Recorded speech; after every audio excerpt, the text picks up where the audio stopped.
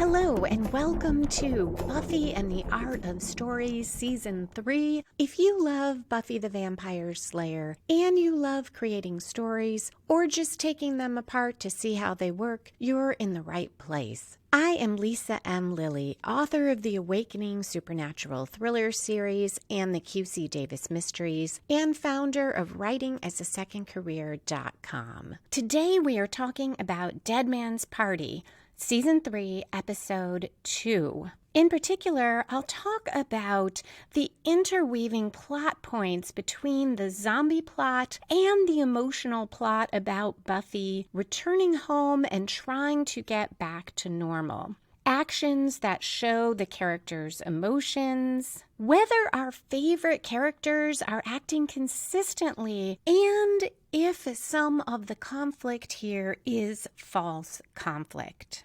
As always, there will be no spoilers except at the end to talk about foreshadowing, but I'll give you plenty of warning. Okay, let's dive into the Hellmouth. Dead Man's Party was written by Marty Noxon and directed by James Whitmore Jr. In our opening scene, Buffy is unpacking in her room. She goes to see Joyce, her mother, and we get our opening conflict. Joyce is so startled by Buffy walking in that she puts a hole in her bedroom wall. She had been hanging up a Nigerian mask she brought home from the gallery.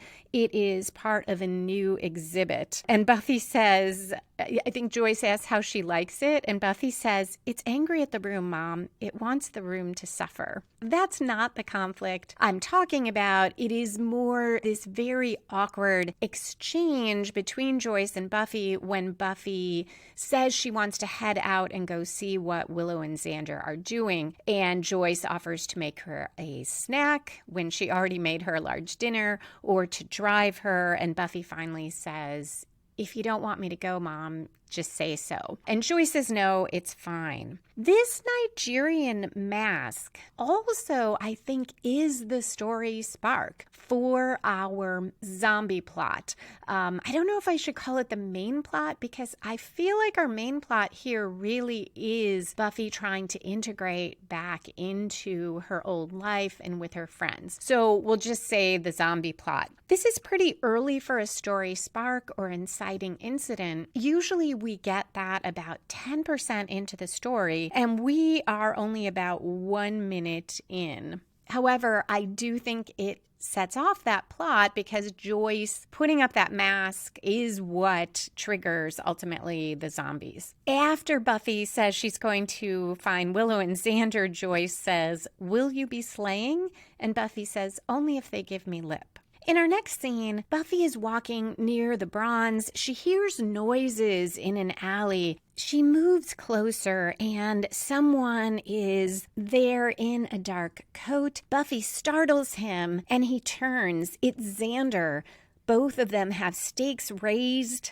Buffy says, "Didn't anyone warn him about pointy stakes?" And says, "It's all fun and games until someone loses an eye." Xander slowly lowers the stake and says, "Geez, Buff," telling her she shouldn't sneak up on people. But before they can talk further, a vampire bursts through the fence. Xander's radio, which he is wearing, I think, on his belt, crackles, and Cordelia says, "Come in, Nighthawk, you okay?" Buffy says, "Nighthawk?" At 3 minutes 17 seconds in, Buffy is fighting the vampire. Willow and Cordelia rush in and grab the vampire away from her. I don't think they realize it's Buffy. The vampire kicks Oz and throws Cordelia into Buffy, and Cordelia says, "Hey, Buffy." At 3 minutes 30 seconds in, Buffy stakes the vampire. The others are on the ground staring at her, probably in shock. Buffy says, "Hey guys," half smiles, and we go to credits. When we return, we're at 4 minutes, 46 seconds in. Our group of friends is standing outside Giles' door, and Buffy says maybe it's too late at night to knock, or maybe he's mad. And here we get what I see as our inciting incident or story spark for what I'll call the emotional plot for Buffy reintegrating into her life. And this does come just a little past 10% in. Xander says something like mad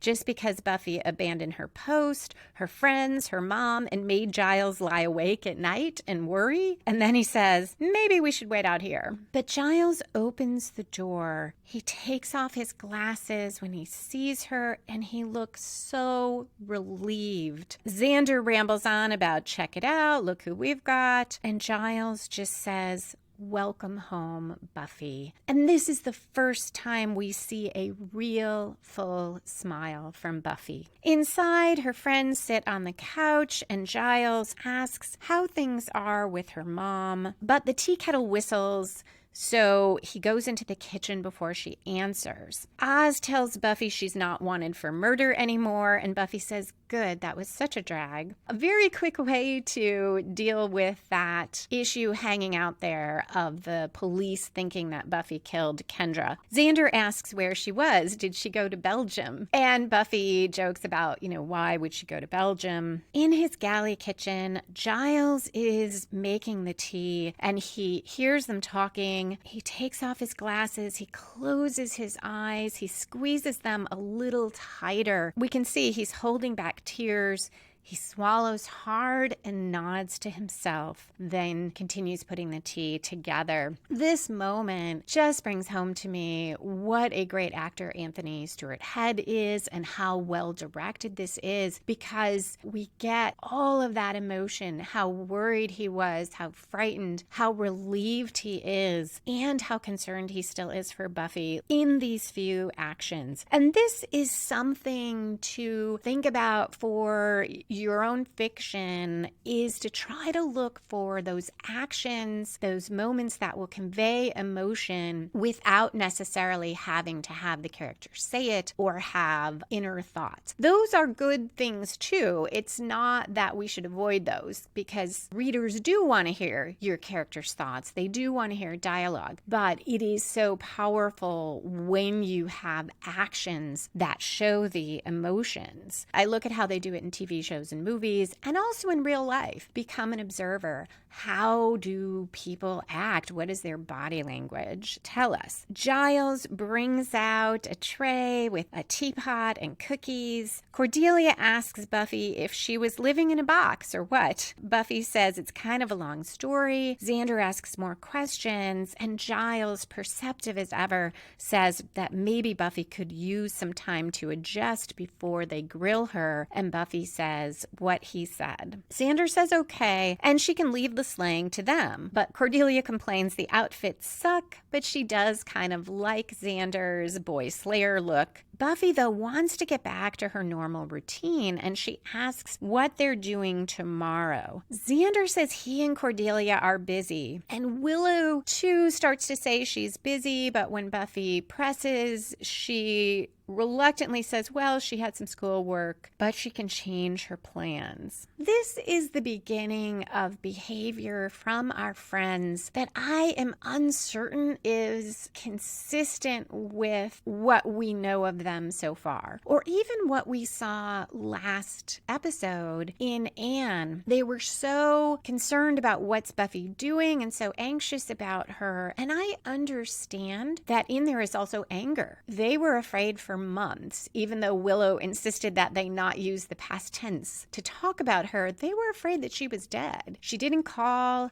She didn't even send a note to say, hey, I can't deal with things, but I'm okay. So I get they're angry, and I do understand this feeling of, hey, well, you just disappeared for months, and we're not going to drop everything just because you're back. But somehow the sort of passive aggressiveness of it maybe is what doesn't quite work. Xander is always pretty quick to say what he thinks, regardless of if it's hurtful. And Willow, too, is usually pretty upfront with Buffy. So let's see as we go on if this is explained explained. Giles mentions that Buffy will have to talk to Snyder because she is still expelled from school. So the next scene cuts to Snyder saying, absolutely not. Joyce says he can't keep her out of school, that Buffy was cleared of the murder charges. And we get a great Snyder quote. He says, while she may be up to the not a murderer requirement for enrollment, she is a troublemaker. And he comments on how he feels this great pleasure, a tingle, in keeping her out of school, and mentions that Hot Dog on a Stick is hiring. Joyce says it's not over. If she has to, she'll go all the way to the mayor.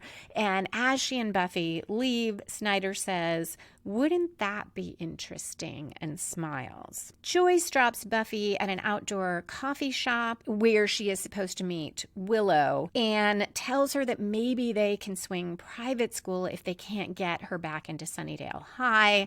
This is not at all appealing to Buffy. Joyce does try to reassure her that they will work it out. At the coffee shop, Buffy is waiting alone. She looks at her watch. There is no Willow. Now Buffy walks to her house. Someone she doesn't know comes out. We'll find out this is Pat, a friend of Joyce's. And she has this annoying, brightness. And she, too, says all these passive-aggressive things. Says she took it upon herself to look after Joyce while you were off and away and what have you. Refers to your situation and says Joyce was a wreck. Joyce says when Buffy walks in that Willow called, but she didn't leave a message. Next, we get what I see as our one-quarter plot turn in the emotional story. So the one-quarter turn, I call it that because usually it comes about one quarter through, and it comes from outside a protagonist and spins the story in a new direction. And here, Joyce says she'd like to invite Giles and Willow and everyone over for dinner, and she's hoping Buffy will think it's a good idea because she already did it. Buffy agrees. Joyce wants her to go get the company plates, and Buffy says Willow and everybody aren't company plate people. They're normal plate people. But Buffy goes down to the basement. She is getting plates off a dusty shelf, and then a dead cat falls off the top shelf. We cut to Joyce and Buffy burying the cat in the yard. Buffy has a great line. She says, next time I get to pick the mother-daughter bonding activity. In the next scene, Buffy lies awake in bed and she looks toward the window. I really love this moment. If you had started watching in season 3 and didn't know the previous episodes, I think that this still would work because it's Buffy feeling alone in her room, but it evokes so much from season 2 where Angel would appear at her window, and even from the premiere in season 2 when he appeared and they kind of fought, but Buffy was still sad when he left. Now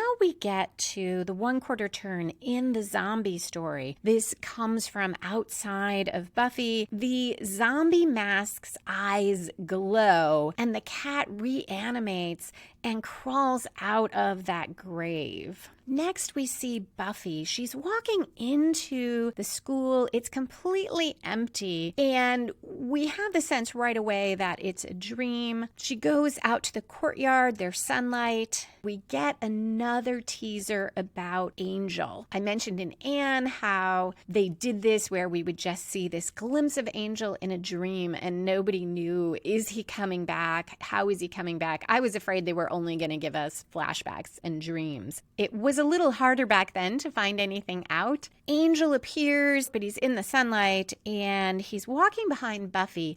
At first, we think she doesn't know he's there, but she says to him that she thought they'd be here, and he says they are. They're waiting for her. Buffy says she's afraid, and Angel says, you should be. A bell rings. It sounds like the school's bell, but it is her alarm. So here is the thing with this dream. I feel like this one is definitely here just for the fans, just to remind us about Angel. It adds to how Buffy is feeling, but I think we already know this. So this is an example of something, ideally, I think you wouldn't use a dream for. Readers, audience members are usually impatient with something that's just there to be like, oh, here's a cool dream, or here's something the character remembers. In other episodes, Buffy's dreams have moved the story forward. So in Buffy, more so than anywhere I've ever seen it, dreams typically do work well. They are intrinsic to the plot. They tell Buffy things that she then acts on. This one, definitely just a nod to the fans, in my view, but it works because we so much wanted to know what was going on. On rewatch, it doesn't work quite as well because I'm already aware of what will happen with Angel. It turns out Joyce has talked to the superintendent of schools. She doesn't have an answer yet, but she also tells Buffy, just in case, Miss Porter's accepts late admissions. And Buffy says, a girls' school, and feels very frustrated. Not only can she not go back to school with her friends, but no boys. And here, some of Joyce's anger comes through because she tells her that she made some bad choices and she just might have to live with some consequences. But then she softens and says she wishes Buffy didn't have to be so secretive. Can't they just tell the police and tell Snyder about her being the Slayer? She has special circumstances and they should make allowances for her. So on Joyce saying you made some bad choices, when I was first watching and making my notes, I had a separate note to myself that said, did Joyce ever ask why she left or what happened? As I was reviewing before recording, I realized that this is Buffy just got home since she was unpacking, then going to see Willow and Xander. I know this is at least another day later because we've had the meeting with Snyder, but maybe this is why Joyce's anger bursts out this way. On first watch, though, it just didn't feel right to me that Joyce is saying, you made some bad choices, as if Buffy had never told her about being the Slayer. I would understand it if she thought Buffy just ran away and Joyce had no idea why, but Joyce knows there is some really serious things that went on. I don't know. I really thought the Joyce that we have known, despite that she reacted certainly less than ideally to what Buffy told her, that she would have a little more sense that if Buffy did that, maybe it was something just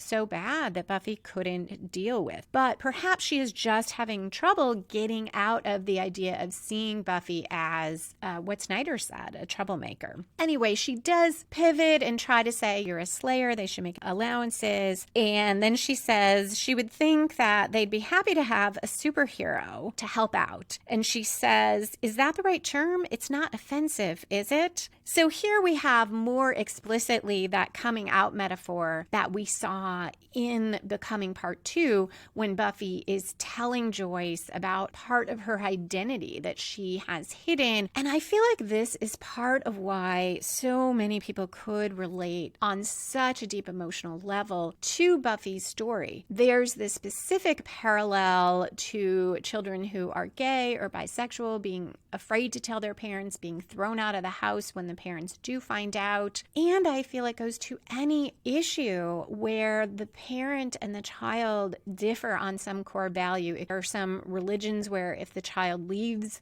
that religion, they are thrown out of the house. I related because while my mother never threw me out of the house, as an adult, I moved in with my boyfriend and my mother didn't speak to me for, 2 years. I guess I shouldn't say didn't speak to me, but she would not call me and she would only talk to me if my dad called me, invited me over. She would speak to me, but very formally. She never asked how I was.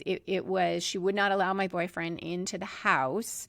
So I didn't go there for holidays. And for her, this was both I'm embarrassed that you're doing this and a religious thing. And she felt very strongly about this. So when I saw this, I could so relate to this idea. You found out something about me you don't like. And there's nothing wrong about that thing, but it's not what you are. And you are turning your back on me or you're saying these awful things to me.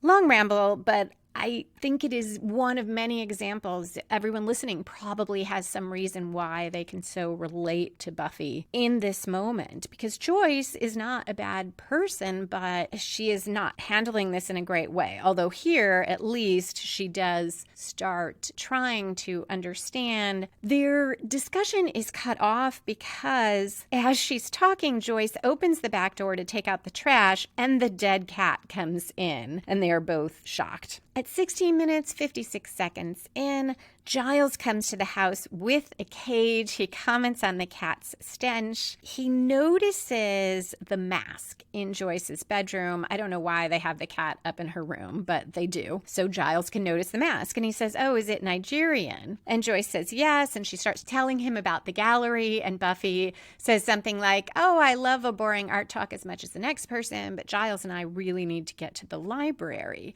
He tries to put her off and finally tells her she can't come with him. She is not allowed on school property. At the library in the next scene, Oz is looking at the cat in the cage and he says, looks dead, smells dead, yet it's moving around. It's interesting. And Cordelia says, nice pet, Giles. Don't you like anything regular? Golf? USA Today? Giles is not too amused. Willow starts talking about dinner that evening. Oz asks, what kind of event is it? Is it a gathering, a shindig, a hootenanny? And makes distinctions about the type of food and about the music. Will it be quiet? Will there be a band? Xander is in favor of a band because he says, well, what will they talk about? Will they say to Buffy, thanks for ruining our lives for the last few months? And he says Buffy doesn't want to talk, they don't want to talk, so why not dance? This does give us some clue to an additional reason that they are angry at Buffy. They feel like they had to go out and try to patrol and do something about the vampires. And despite that there is a bit of fun in it, at least I think from Cordelia's perspective, it has been something they feel ruined their summer, along with the fear about Buffy being dead. I know I can read all this in. I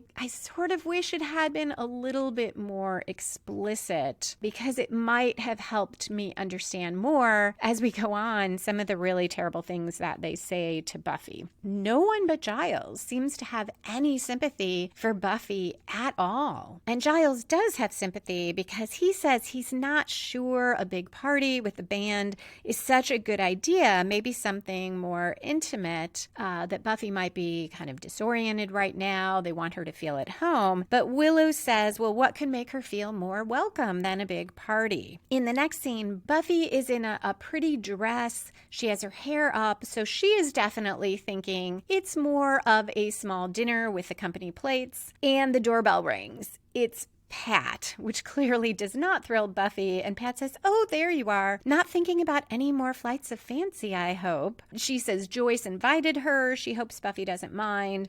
Buffy takes the empanadas Pat brought and yells for Joyce. So this is Joyce as well, not quite ready for that small dinner, sitting down with Buffy and her friends. She has brought reinforcements. And we're about 21 and a half minutes in. So we're right at the midpoint of the episode. And that's where we typically see in a well-structured story, and have almost always seen in Buffy, either a strong reversal for the protagonist or a major commitment where the protagonist fully commits to the quest, goes all in, or sometimes we see both. Here, we have a reversal in an emotional sense. Joyce inviting Pat is a little hint of that, but then the doorbell rings again, and it's the band, and Buffy looks so confused. The band. And we see as the party goes on how unhappy Buffy is about this. So this is a major reversal because despite that she didn't want to say everything about her summer the first night she was home, she clearly wants to reconnect with her friends, and they are not willing to do it. At the party, it's very loud. Buffy assures Willow when she asks that, yes, it's great, great, but Buffy says she was hoping it could be just them. Willow pretends she can't hear. Buffy pulls her aside into a slightly quieter spot and asks Willow, is everything okay? It feels like Willow's avoiding her. Willow just denies it. We switch to the mask. We see its eyes glow again. And then there is a scene with a car accident. A guy is dead on the ground, but he opens his eyes and stands. So this too, it's a little bit past the midpoint, but this is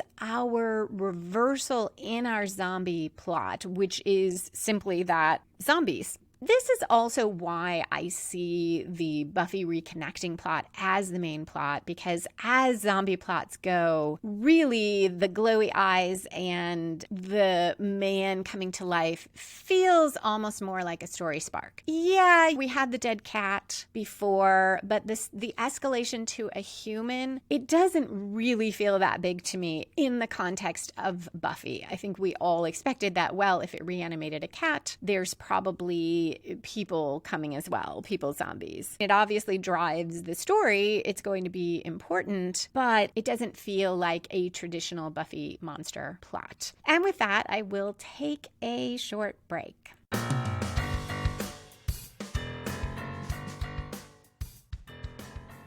This break is a mix of mini sponsorship for the episode and some information if you have been publishing your own work or are thinking about it. So first, my QC Davis mystery series. There are 3 books in it. Quill, the main character, is a former child stage actress who is now a lawyer, and she has a history where she deeply distrusts police who accused her parents of murder falsely right before she was born. She had a sister who was murdered before she was born. So people ask her to try to solve crimes where the police either are uninterested, don't see what's happening, or won't investigate for one reason or another. It is based in Chicago, my hometown, and I think of Quill as in some way a fictional ambassador to Chicago, because even though it's about crime, you also get to see some of the amazing and wonderful parts of the city. So there will be a link in the show notes to the box set of the first 3 mysteries, which just came out. And that is the part I wanted to share with you if you are publishing your own work. If you use a program called Vellum, I'll include a link. It makes it very easy to format and publish your work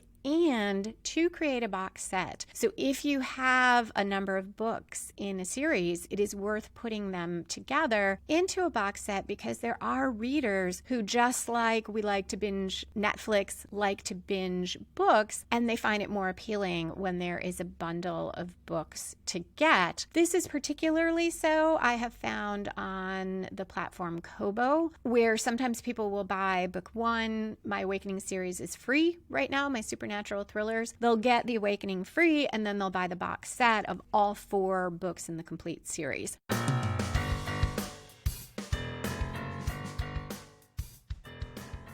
Back to the party. Xander and Cordelia are making out. Buffy tries to go past them without disturbing them, but Xander says something like, "Great party. Isn't it wonderful how many people are happy she's back?" And Buffy says, "Seems like people I didn't even know missed me." Buffy then asks if Giles said he'd be late. This tells us so much about how Buffy is feeling, because normally she is not hoping that Giles will show up and hang out with them. She really likes Giles. She appreciates Giles, but I don't think socially Giles is the guy she wants to spend free time with. But here, Giles is the only one who understands, or seems to understand, and she is longing for that. Cordelia says it's great to have Buffy back, but Xander was kind of turning her on with his boy slayer look. So I said she said that earlier. This is actually where she says the boy slayer thing. We see the mask's eyes glow again, then switch to a hospital. An emergency team is trying to revive a burn impatient. Finally, they give up. The doctor says, let's call it. But the guy gets up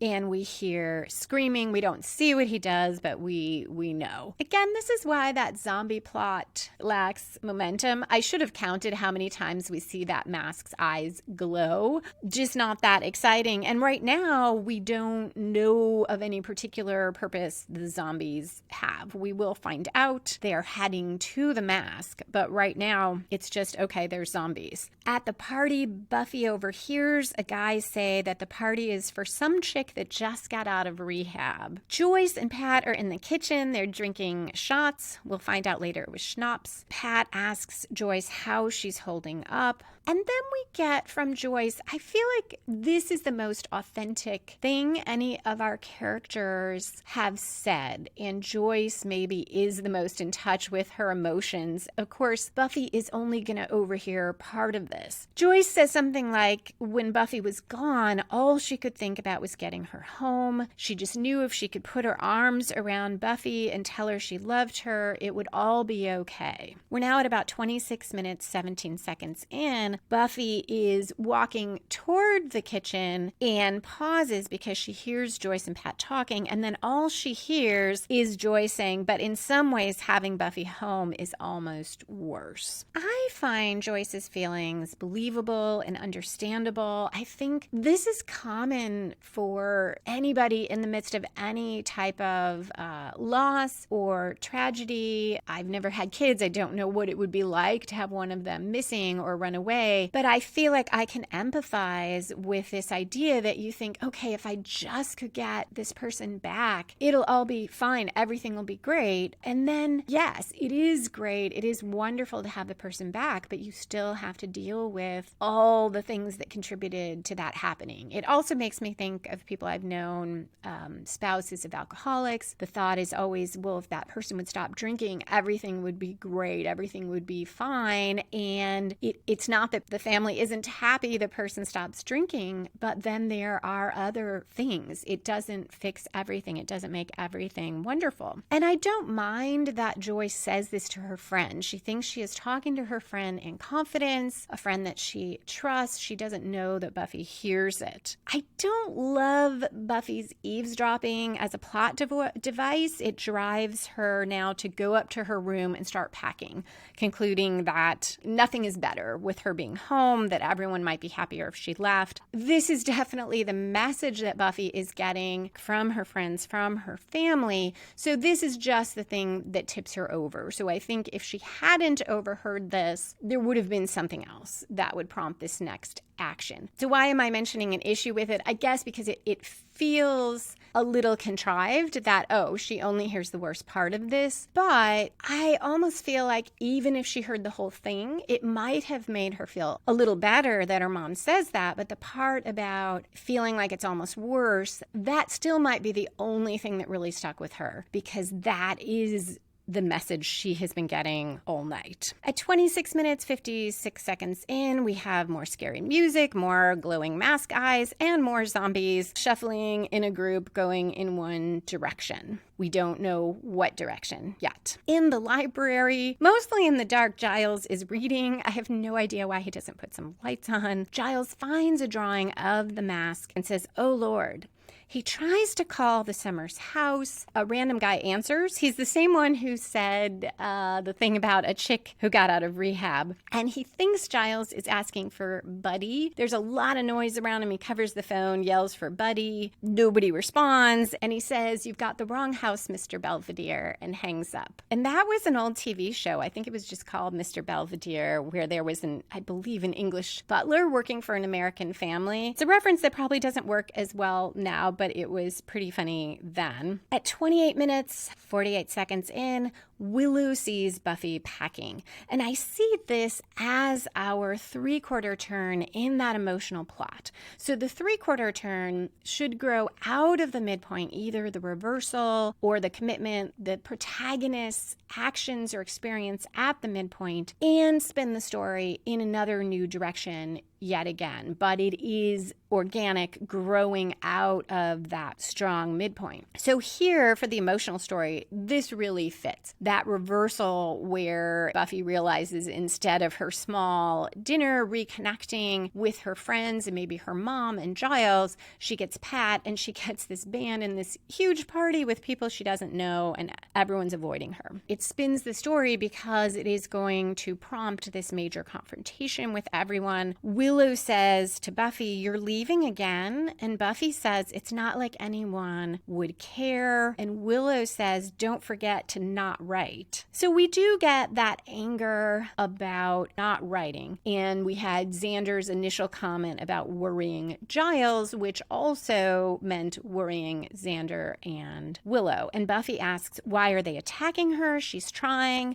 And Willow says, wow, because it looks so much like giving up. Buffy says they were doing fine without her. And Willow says they were doing the best they could. It was not like they had a choice. So again, that feeling that they had no choice. I think as I've been doing this, I think it really is what's not working for me is the passive aggressive way that Willow is saying these things, like don't forget not to write. That's the part that doesn't work for me. I had a note, false conflict question here. So false conflict is where if two people just talked, we would resolve this conflict. But instead, things keep happening that keep them from talking. Or there's some reason they won't talk that doesn't really feel authentic to the character. And I contrast this with the episode Phases, where if you remember or you go back, Willow goes to Oz's to try to confront him about why isn't their relationship moving forward? Why is he still hesitant? And he is on the verge of turning into the wolf, and he has just realized that that's the case. And they don't have this conversation, but it feels real and believable that they don't, because we have set up Oz as a man of few words. He's about to change into a werewolf and he's petrified, and he is in shock. He has not dealt with it yet himself, so he doesn't have a way to articulate it to Willow. So I buy that in the short time they have before he starts turning, they aren't able to get to that conversation. Although Willow does spill out a bunch about how she feels, and she doesn't let him talk, but again, that feels real because she has been building up this feeling. She has this whole thing planned about what to say. In contrast, in this episode, yes, Buffy doesn't tell her friends. She declines to tell her friends what she was doing over the summer or what happened, but they could be more direct with her. And we have not seen any of them have trouble doing that in the past. So it doesn't feel right to me that Willow, instead of just saying what she has to say, makes these sarcastic comments. And that's why it feels like false conflict to me. And we're going to get more of that because Willow and Buffy actually do start to have the conversation. Buffy says Willow doesn't know what she was going through, and Willow says she would like to, and Buffy says you wouldn't understand. And at first, I didn't quite buy that either, and then I remembered maybe that's because of that kick his ass comment from the end of season 2 that she thinks came from Willow. So I do buy Buffy saying she wouldn't understand. And then she also makes a good point. How can she talk to Willow when Willow is avoiding her? But there isn't a reason why Buffy doesn't call Willow out on that comment, other than I can sort of buy that Buffy isn't quite ready for that. We do get some exchange of feelings because Willow says it wasn't easy this summer, and Buffy kind of says, well, I know it was hard because you missed me. And Willow, I feel like she has a legitimate point here. She's like, look, it's not just that I was worried about you. I'm having issues. She says, I'm having serious dating with a werewolf, and she is growing as a witch and trying these things that are scary. And she didn't have anyone to talk to. Buffy was her best friend, and she wasn't there. I feel like they're getting somewhere, and Buffy starts to cry, and we cut to another scene. We're at 31 minutes, 6 seconds in, and I feel like this is kind of the 3/4 turn in the zombie plot. Giles is driving. He's talking to himself. He's pretty funny here, saying something about, oh, look at my mask. It's Nigerian. Isn't it pretty? It raises the dead. Americans. Someone jumps in front of the car, and Giles hits that person and of course gets out to see if the person is okay, but it turns out it's a zombie who attacks Giles. And I take it back.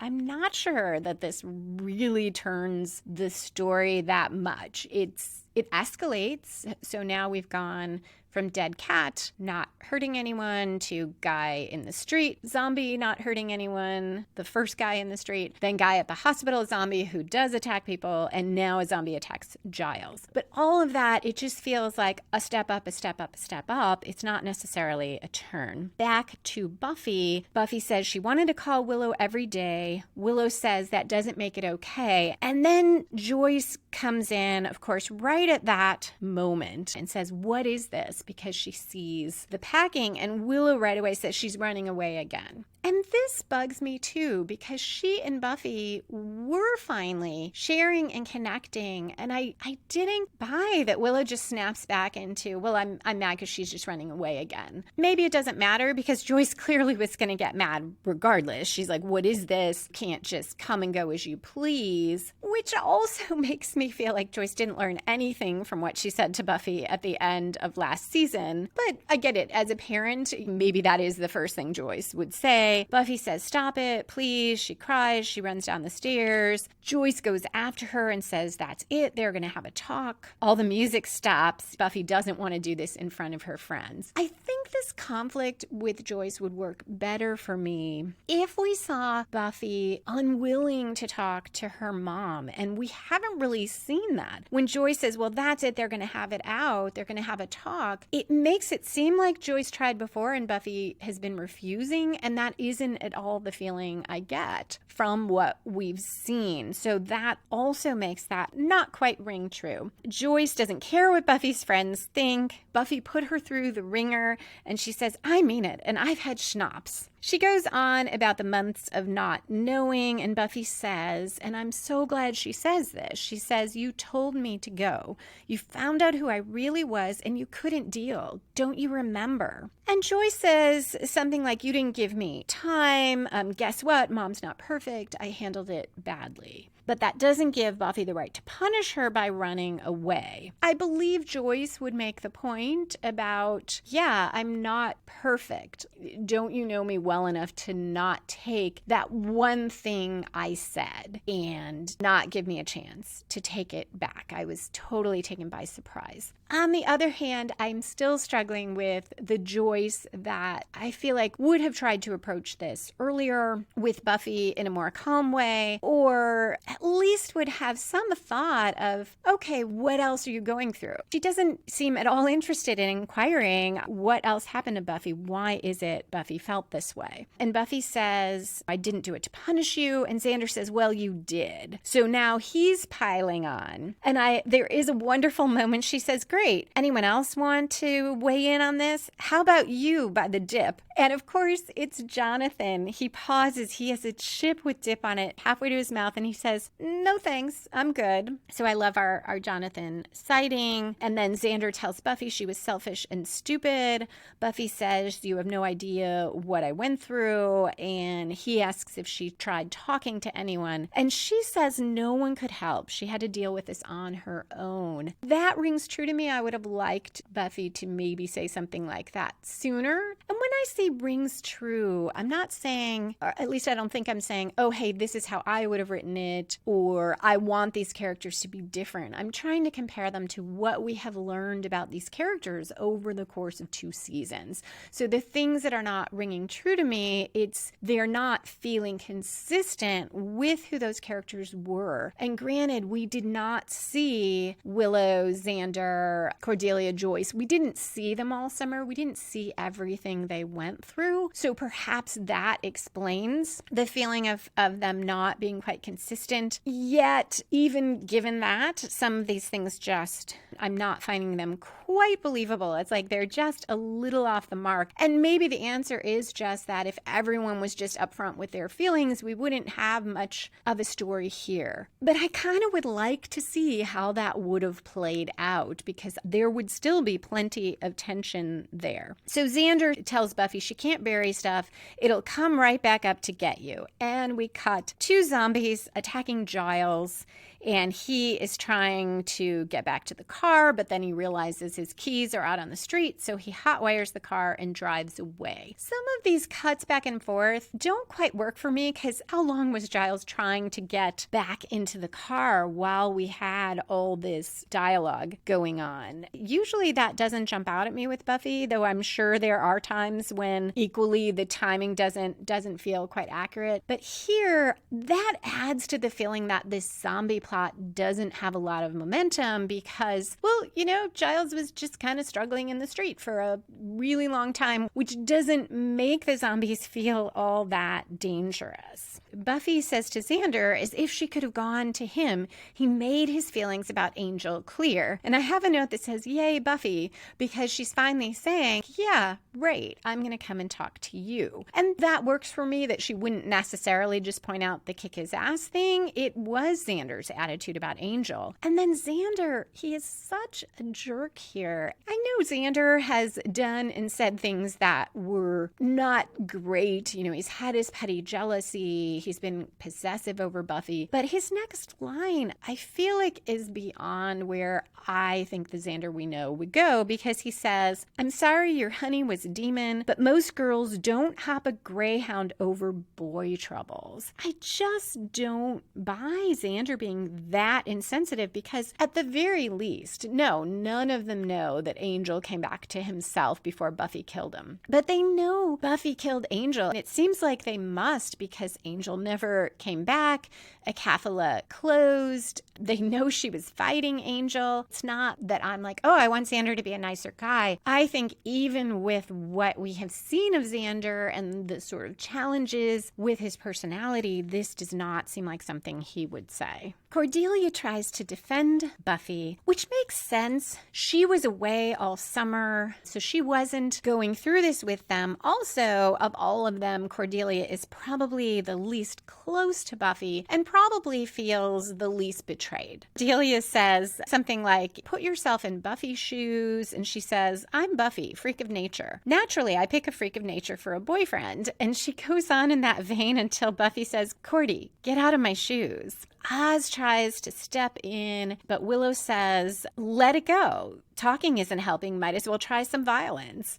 And zombies burst in through the front window. And Willow says, I was being sarcastic. Buffy and her friends and Joyce all sort of reconnect through fighting the zombies. And this feels unsatisfying for me because it doesn't really resolve anything other than maybe with Joyce, because Joyce is saying, like, are these vampires? And Willow throws Buffy a steak. Buffy tries staking one of them and it doesn't help. And she says to her mom, nope, not vamps. So Buffy is leading the fight. Everybody's coordinating just like they used to. Most of them run upstairs and barricade themselves in Joyce's bedroom. Pat is with them. Oz and Cordelia are downstairs. I think they might hide. It's either in a closet or maybe in the basement where Cordelia and Xander were. Pat has gotten knocked out by a zombie. She's dead. And the mask is knocked off the wall. Its eyes glow.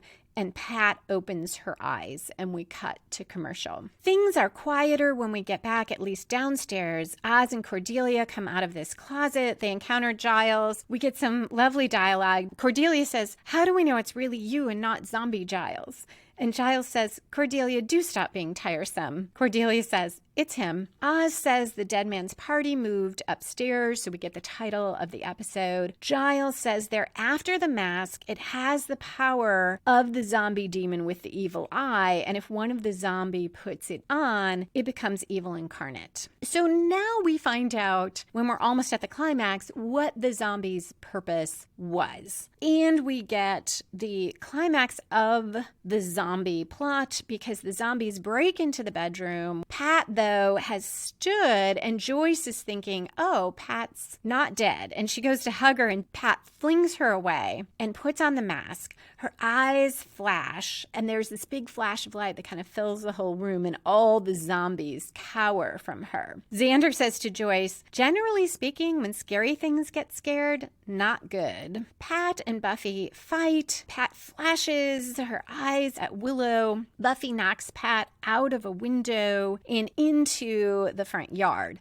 Downstairs, Giles and everyone are fighting more zombies, and Giles yells to Oz that he should go tell Buffy the power is in the eyes. You have to go to the eyes to defeat it. Oz runs out to the front yard and yells, Buffy. Pat's eyes are flashing. There's white light everywhere. Buffy has a shovel and she says, hey, Pat, and thrusts that shovel into Pat's eyes and says, made you look. There's white light everywhere. Pat and all the zombies disappear. And Oz says, never mind. So this climax of the zombie plot, I would have liked to have seen more parallels between this climax and an emotional climax. It is there a little bit. Pat has been a representation of maybe the worst of the way everyone has been. She's saying these really passive-aggressive things to Buffy. She is something of an obstacle between Buffy and her mom when it comes to that dinner. And if the whole thing had focused on Buffy and Joyce, this defeating of Pat would have felt like this emotional catharsis as well. But while Buffy has defeated Pat, and I think, maybe she and her mom are going to be okay, it doesn't resolve the key conflict here, which has been between Buffy and her friends. That emotional plot, they're all working as a team again, and it feels good, and they're glad to have her back, and we'll see in the following action, they sort of seem like they make up, but it doesn't feel resolved. And I want it to resolve because it seems like it was the main plot. There just wasn't that much to that zombie plot. So we're at the falling action. That is the point in a story where we tie up all the loose ends. And here it starts about 40 minutes, 20 seconds in. Joyce stumbles downstairs, runs for Buffy and hugs her. So she has that moment she wanted to put her arms around Buffy. And she says, honey, are you all right? And Buffy says, yes. And I feel like there I do appreciate that resolution because I feel like Joyce is asking more than just, are you all right, from the zombie episode. She is really conveying that, yes, she loves Buffy and she is concerned for whatever Buffy has gone through. And Joyce then asks, was that a typical day at the office? And Buffy says it was nothing, half joking. So here too, we do have some resolution because I feel like Joyce has gained more understanding of what Buffy's life is like. Maybe it is consistent that Joyce just did not get it, did not think to say, hey, something awful must have happened. Like, what is it? Because she was told Buffy's the Slayer and she never saw what Buffy goes through on a day-to-day basis. Though you would think that maybe Giles would have filled her in over the summer and given her some sense of that. Her friends, though, they don't have that excuse. All the same, they're acting like everything's okay. And we switch to Snyder's office. Giles goes in. Snyder, I think he says something like, well, you'll probably hear about Buffy. And he's like, his view is good riddance. Giles tries to reason with him. And Snyder kind of scoffs at him and is like, yeah, fine, go see the city council. You're not going to get anywhere. And Giles says, how about the state Supreme Court? That Snyder is powerful in local circles, but Giles can make life difficult for Snyder professionally. Snyder is not convinced. He says that, and Giles shoves him against the desk and says, would you like me to convince you? In the last scene, we are back at that coffee house again, and Willow and Buffy are talking about Willow's summer and witchcraft, and Buffy asks if it scares her, and Willow says it has. She tried to communicate with the spirit world, and she talks about some other things, and Buffy says she wishes she had been there and she's sorry. Willow says she understands Buffy having to bail and she can forgive that. She has to make allowances and be a grown-up. A little of this is, Willow saying it seriously, but she is also purposely adopting this tone of superiority. And Buffy says, you're really enjoying the whole moral superiority thing, aren't you? And Willow says, it's like a drug.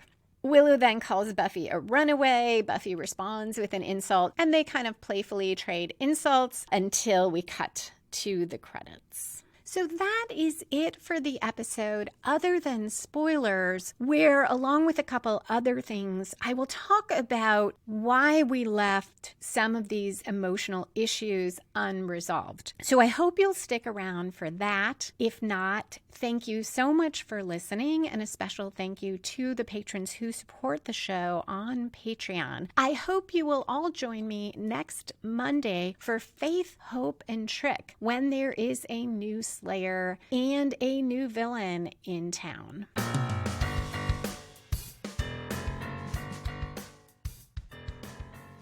And we are back for spoilers and foreshadowing. So it's no accident that Giles is the only one who understands in this episode what Buffy is going through. And we'll see that drive the emotional side of the plot in Faith, Hope, and Trick, because he will push Buffy in a very subtle way to talk about what happened. So I think that is why we don't get Buffy telling her friends what happened. Probably that was a difficult writing assignment to say, yeah, have this story about Buffy having trouble reconnecting with her friends, but she can't tell them what happened because we have this great next episode where that is going to be so key. So I imagine that had to be a real challenge to do. Other foreshadowing or not foreshadowing, that last scene with Giles and Snyder, as best I remember, we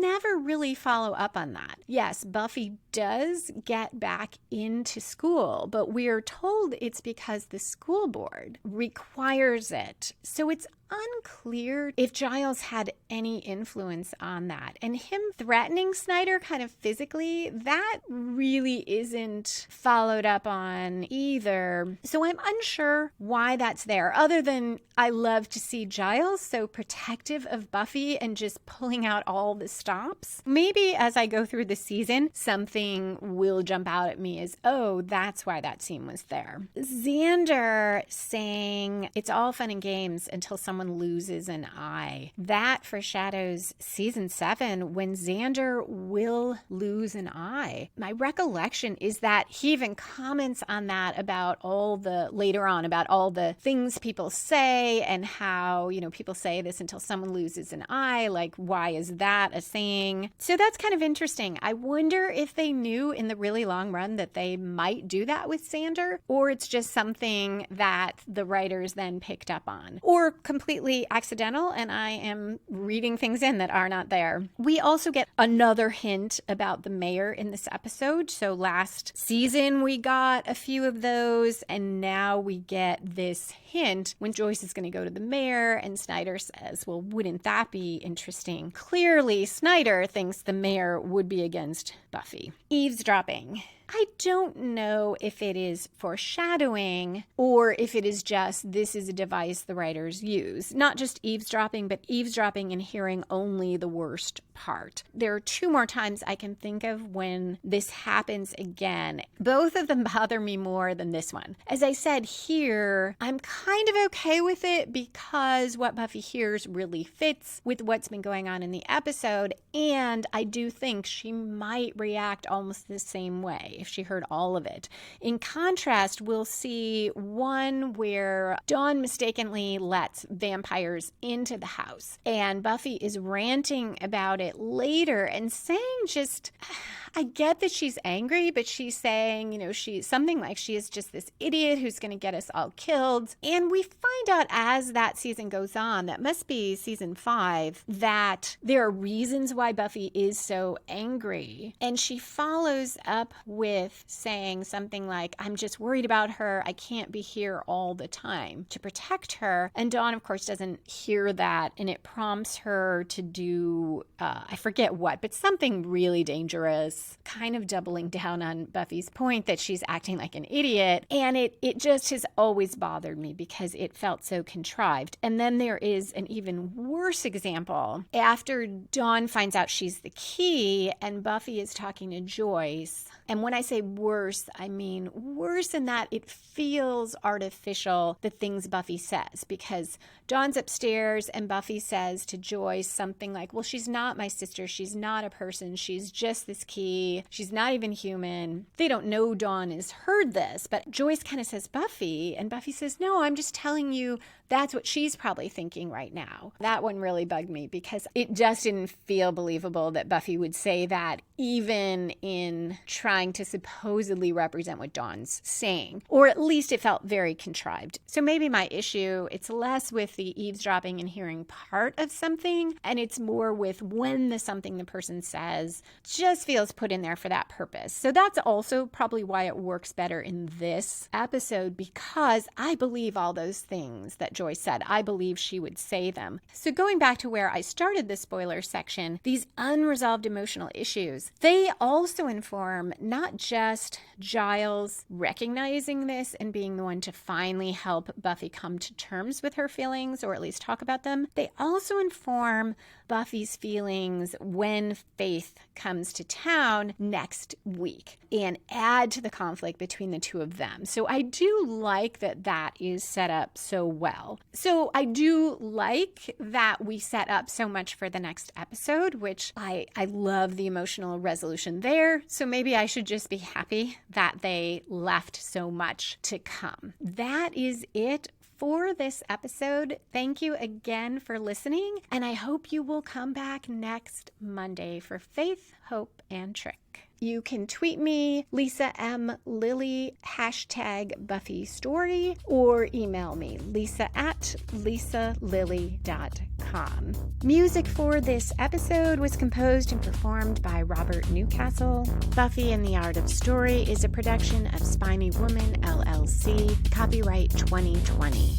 All rights reserved.